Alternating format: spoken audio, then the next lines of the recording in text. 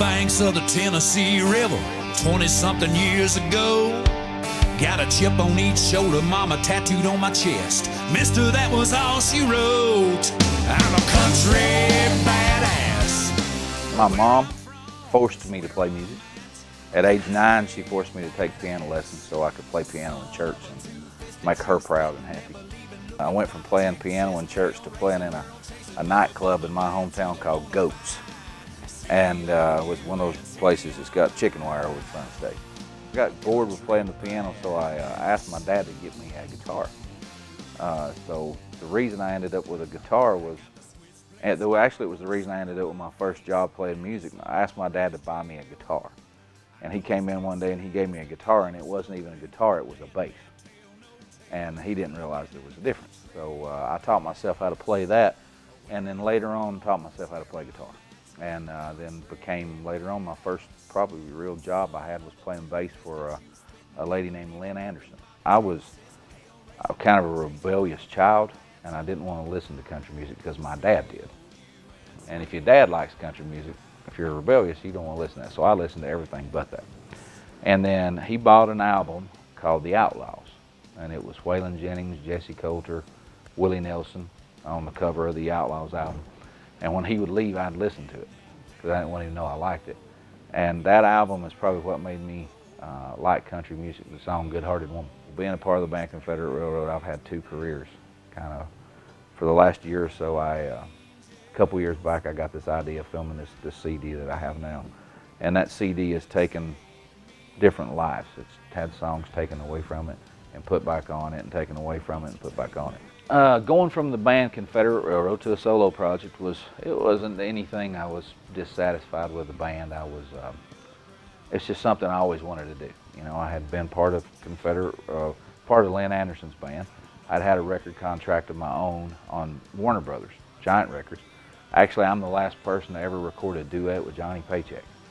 We recorded a duet together when he was still healthy and upright in the studio, before he got sick and finally passed away in a nursing home.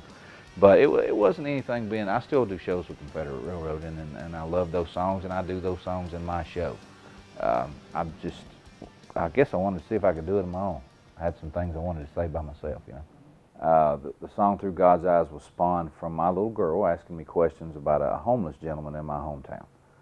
He walks around and picks up cans, and I think probably every little town or big town has a guy like that.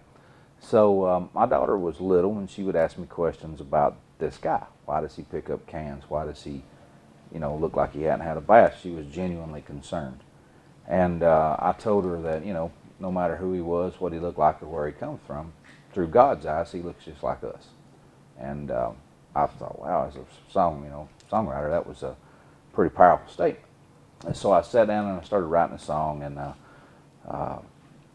5 years goes by. I write it, I throw it away, I write it, I throw it away, and I write it and I throw it away. And then finally a friend of mine at home sat down and I played it for him, and he said, you know, you should write the next verse about a guy in prison. And so he and I sat down to finish the song, and the guy in prison is my dad. So when you hear the song, I talk about a guy named Bill and a lady named Delilah. My dad's serving a life sentence in a Tennessee state prison. And because of that song, when I first went to visit my dad, I thought, man, this is tough, because my dad's never been in any trouble or anything. So I went to visit him, and I looked around at all the little kids visiting their dad, and I thought, man, this is hard for me. How hard is it for a kid? So I talked to my publicist in Nashville, and I asked her to find me something that I could do to give back to kids, you know, and that maybe were in the same position as me. And back in last year, I became a national spokesperson for Big Brothers and Big Sisters of America. So I travel around the country preaching their praises, because they have a program called the Amachi program, which is for kids who have inmate parents. And 70% of the children in America that have an inmate parent will go to prison. So I'm a guy that can look at a child and say, my dad's in prison, but I'm not going to go to prison, I hope. So that's kind of where the song Through God's Eyes is. That just kind of shows the power of a song. You know, it's led me down almost a ministering path, I guess you could say. And we've actually filmed a DVD in the prison where my dad is, called Cody McCarver Behind the Walls. And we actually went to his cell and sang him this song. and it was a pretty powerful thing. Old Jim, he lived on the edge of town. He'd walk the streets from morning to sundown. We all knew his name, but we called him crazy. He'd pick up cans just to get by, doing what he could to survive. He had an old dog that never left his side, he called Daisy. The whole town warned me to stay away from him, but I used to wonder who was better, those people or Jim. 'Cause if the world is round and we all breathe air, we all laugh and we all get scared. We all have our share of good and bad times. Yeah, we've all got a heart and we've all got a soul. On the day that we're born, we all start to grow old. Well, think about it, it really comes as no surprise.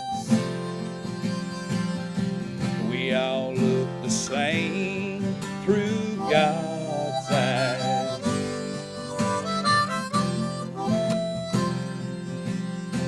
And Bill, he's sitting on cell block 5.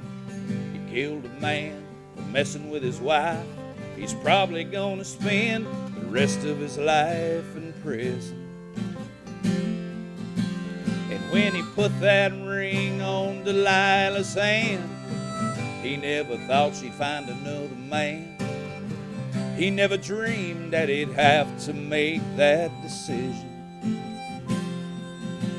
And when he fired those shots, did he buy himself a ticket to hell? I don't think heaven's any further away from a church than a jail cell. 'Cause if the world is round and we all breathe air, we all laugh and we all get scared. We all have our share of good and bad times. Yeah, we've all got a heart and we've all got a soul. On the day that we're born, we all start to grow old. Well, think about it, it really comes as no surprise. We all look the same through God's eyes.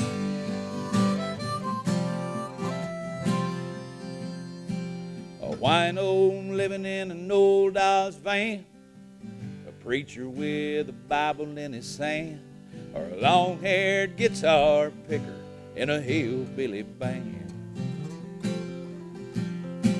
As far as he's concerned, there ain't much difference, you see, between Jim the preacher, the wino, and my dad and me. 'Cause if the world is round and we all breathe air, we all laugh and we all get scared. We all have our share of good and bad times. Yeah, we've all got a heart and we've all got a soul. On the day that we're born, we all start to grow old. Well, think about it, it really comes as no surprise. We all look the same through God's eyes. Yeah, through God's eyes.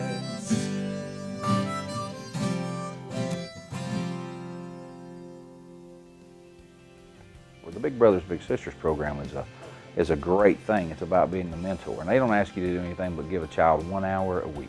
It's amazing that you see these kids that they don't have anybody to hang out with because their parents are incarcerated. So you know, the statistics of what I might be doing good, I don't know.